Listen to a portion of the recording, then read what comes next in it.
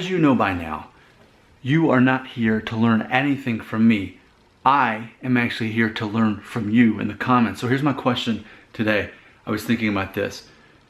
Whereas in the United States, for example, there are, well, I guess we could say ethnic majorities, and therefore there are minorities. But I would have to imagine that across the world, there are nations where there's no real majority. And by there being no real majority, there's not so much of a minority. So I'd like to explore this concept.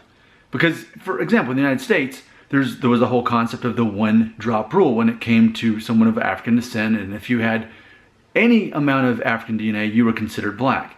Well, and now I feel that we see the reverse of that happening as well, that if you are someone who has the least bit of African DNA, and you're the first person to do something, people will consider you to be the first black person to do that thing, even if less than half of your DNA is of African descent, and even if you were raised by only one parent and that happened to be the white parent.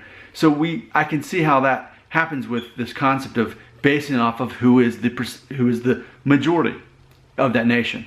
So what are some nations out there where there's really no obvious majority? Maybe people are so mixed, maybe arguably there's barely minorities because everyone's that mixed. What are some nations to help me understand that concept, because I can't understand it here in the United States? Help me out right here. Comment.